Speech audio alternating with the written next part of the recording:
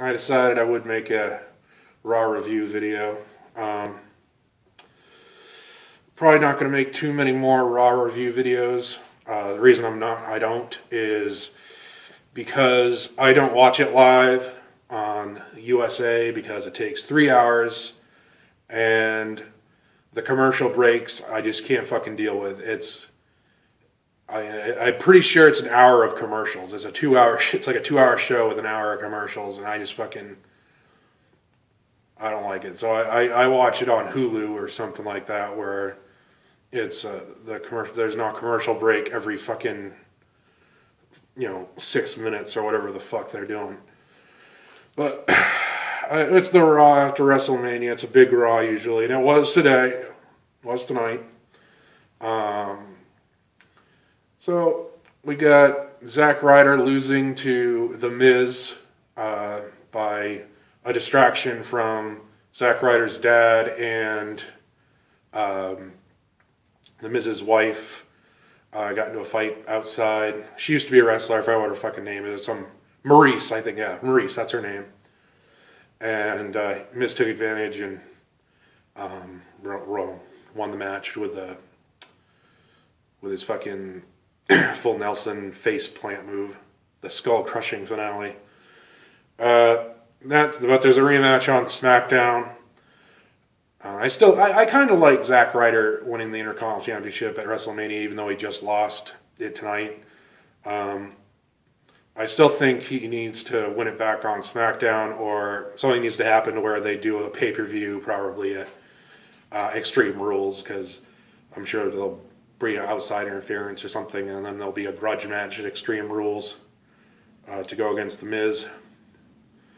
There was a presentation of the Women's Championship, and I wasn't sure about that. That seemed like a bit of a waste of time, but it did give the girls, all the ladies, a chance to fucking bask in the glory that was probably the greatest women's match in professional wrestling history. The crowd, chanted, "Thank you, women's wrestling," or whatever. And I thought it was pretty cool, and it went on a little long, but whatever. Fucking can't have everything you want, boys and girls. Let's see. So anyway, the thing ended with Charlotte being left alone in the ring. Everyone left being like, "Yeah, whatever, fuck you." And then they're doing an angle with Natalya again, where Natalya got the mic and goes, "You need a lesson in humility," or whatever. And I don't mind Natalya. It's just it's the angle that was played before WrestleMania, before the triple threat match was, I think it was Natalya and Charlotte wrestled like 4 times and Roadblock and all that. And I don't know, I think the angle might be a little played out, but it's I think they're just doing it for next week. I don't think that's going to be the pay-per-view. I still think that Extreme Rules is going to be Sasha Banks and Charlotte Flair. So, let's see. The Dudley Boys had their table match with the Usos.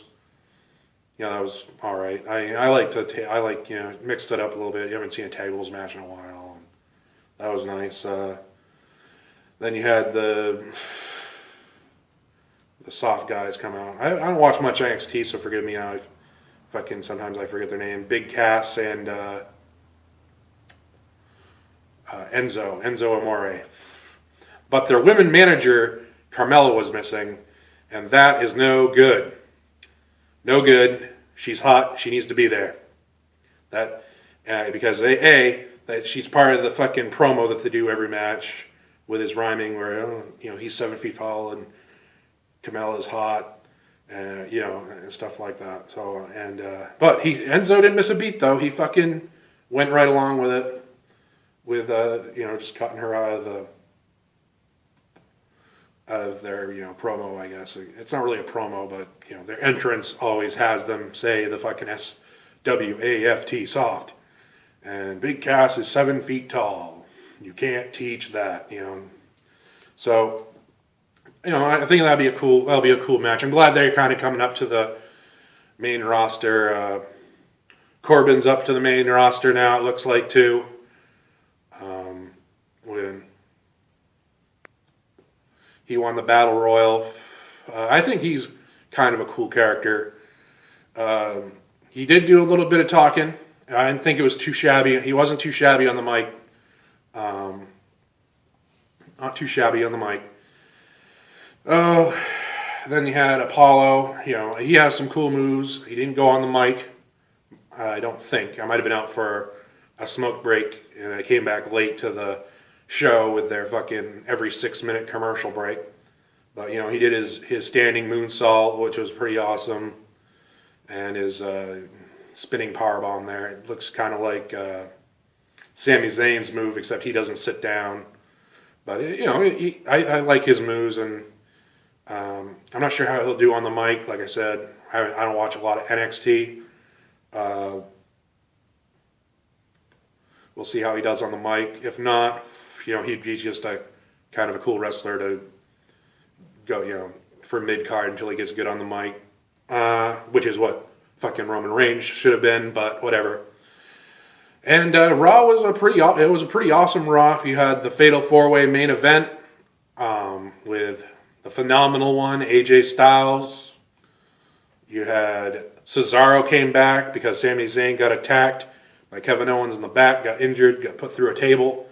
So they played that off with Cesaro coming back, and he did all his moves, and the crowd really liked it. I mean, he had a pop when he came out. Kevin Owens had a pop when he came out. All those 4 guys in that match had a pop when they came out.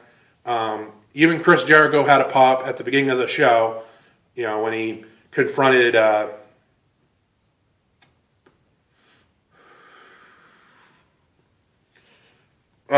I'm having a fucking brain fart tonight. The guy that fucking sucks, can't wrestle. He has 5 moves. What's his name? Roman Reigns, that's it. He's the champion. So he comes out, the crowd cheered him. Cheered him even when he was calling them idiots and shit. Just because he was going against Roman Reigns. And if you don't know, Roman Reigns won the championship from Triple H. And there was some shenanigans with the volume, so you couldn't hear the fucking boos, because you could tell they fucking turned down the volume, so you couldn't hear the boos from the crowd when he won. And they went right to the fucking $1 million fireworks show, which, the fireworks looked pretty cool. But he was getting booed. Roman came out. I did like Roman's promo, though. It was less than 30 seconds. He just came out and he kind of placated to what the crowd was doing, which is good improvisation. It's probably not really improvisation. I'm assuming he knows by now. But, he said, I'm not such a bad guy. I'm not a good guy either. I'm the guy. I like that. That was nice. Hopefully they're learning a little bit how to play Roman Reigns off. If he could only learn more than 5 moves, maybe they'll have something with him. But basically why this Raw was awesome was because Roman Reigns wasn't fucking wrestling. That's why this Raw was awesome, because Roman Reigns did not have a match. And that's why this Raw was awesome. We're at fucking 9 minutes. That was my Raw review. This smoke break. Probably just do the reviews of the pay-per-views.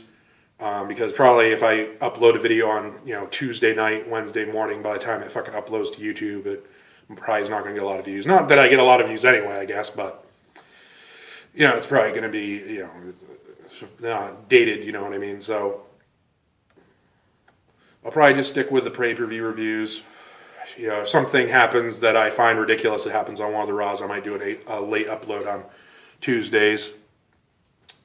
So, there you go. I'll probably do another video on WrestleMania, and this is kind of like a conspiracy type thing that I picked up on the WrestleMania. I'll probably entitle it something like the occult at WrestleMania or something like that. So watch that video if you want. I'll probably be uploading that tomorrow, and then that'll probably be it for the wrestling videos for a little while. I'm going to be working on a a list of, if you guys want to get the network, I'm going to work on a list for my top 10 matches you got to see. That's what I'll call it. I'll probably upload that sometime later. It's been Smoke Break. Have a good night.